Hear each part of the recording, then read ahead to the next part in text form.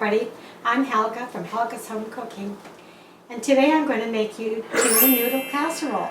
I bet you haven't had that for a while, and it's a pretty basic recipe that we used to have all the time, especially when the kids were little. It was inexpensive and it was easy to do. So first what I have in my pot is a little bit of olive oil and a little bit of butter. And I'm going to saute my onions in it. That'll take a few minutes, so we'll come back when they're nice and soft. So my onions have softened, and I'm just going to add some celery and give them a stir in here. Celery and tuna go well together. Even in a tuna salad sandwich, goes really well. This is going to bake in the oven, so my onion and celery don't have to cook too long. And I don't really want too much color on the onions. Just softening.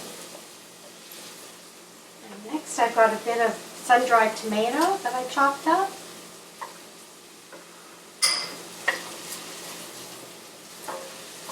Mix that in.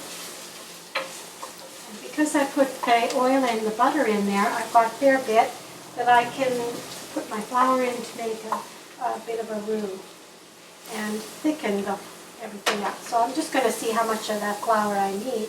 That looks about right.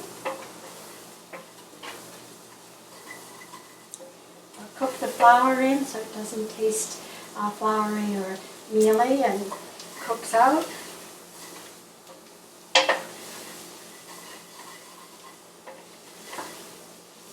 So far it's pretty fast because I chop things ahead, and that's one of the things I've learned in my cooking, is that if I have everything ready to go, I don't always have little bowls.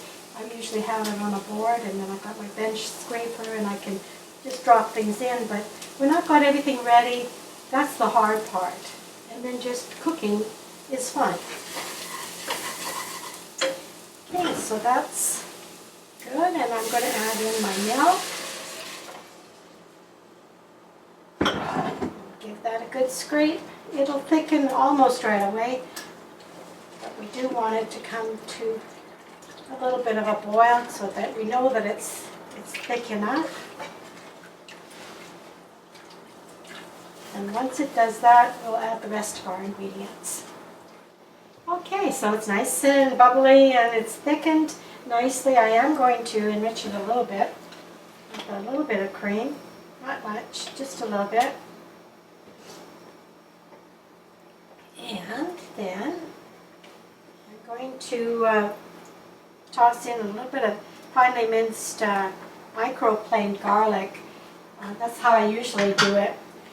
And actually from a frozen garlic clove, it's easy to microplane, and then I'm not wasting garlic by not using it. It's always ready to go. It's peeled. I just have to microplane it. Okay, so then next we're going to add, I'm going to turn it off because it is bubbling away, and I'm going to add some frozen peas.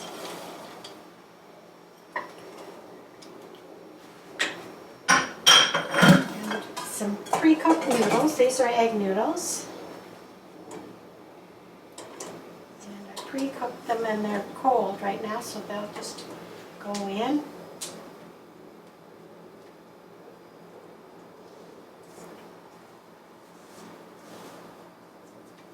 You can use whatever kind of pasta you like. But something like a short pasta, like a rotini, penne, something like that. You could go for spaghetti if you wanted to, but I think in that case I probably wouldn't use that for a tuna noodle casserole. I'll have to add a bit more milk. I'm thinking it's a little too thick, so since I have the cream right here, I'll just put a little cream, but I will add some milk.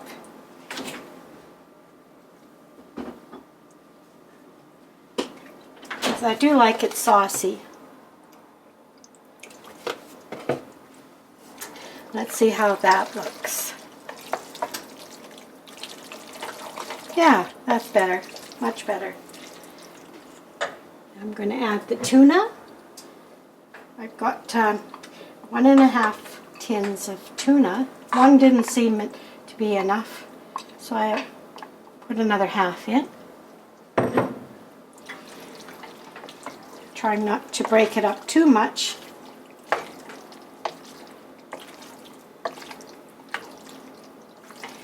And then we've got some chopped spinach.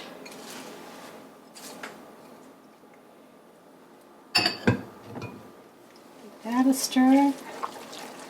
What started out to be just a few ingredients has become a full pot. But luckily we've got lots of people here tonight to help us eat it. Sadie, the videographer, will have some. Grandpa Ken Cam will be having some. Well, I'm going to use some of this in and some on top. That's actually, I'll do more than that. And over here I have cream cheese that I want to add.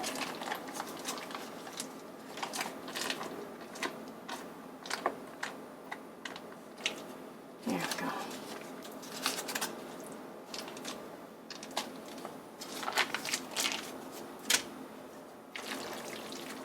And now I'll give this a mix.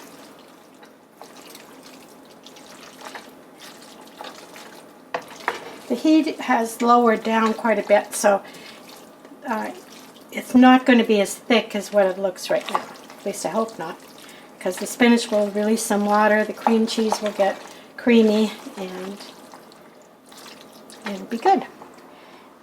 Now I have some parsley, but I think I'll wait till the end. So in my buttered bowl, I'm going to tip out the casserole.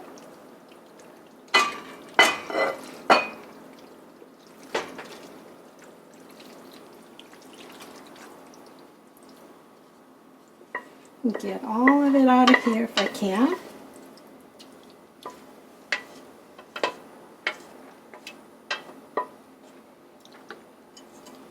Yeah. Okay, so it's looking pretty good. So next I'm going to put on the rest of that cheddar cheese. This is the sharp cheddar.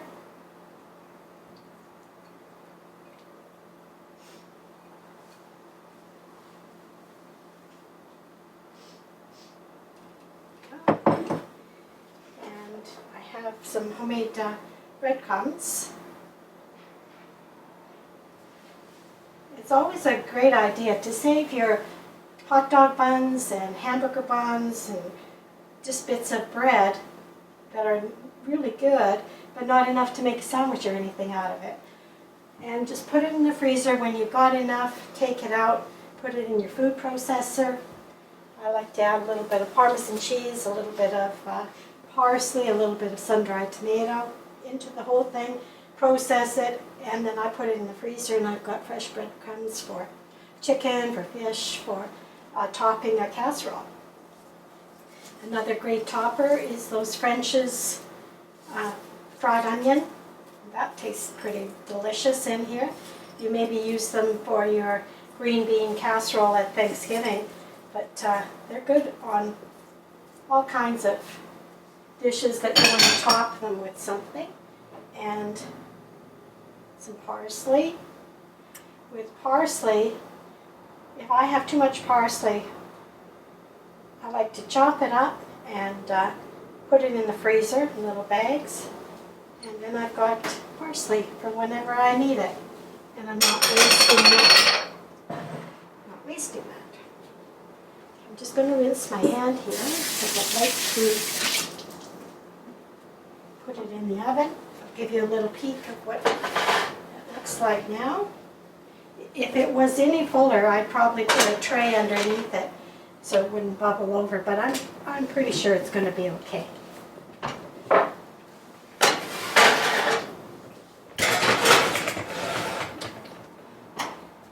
So it's at 350. I'm I'm going to keep it in the oven for a good half hour, maybe a little longer, just to make sure it's really nice and hot and creamy. Good. We'll see you in a bit. Okay, so it's been about half an hour or so, a little bit longer. I'll just check it, see if it's ready. Yes, it looks ready. Very bubbly and hot. Maybe a little bit crispy on the top, but that's okay.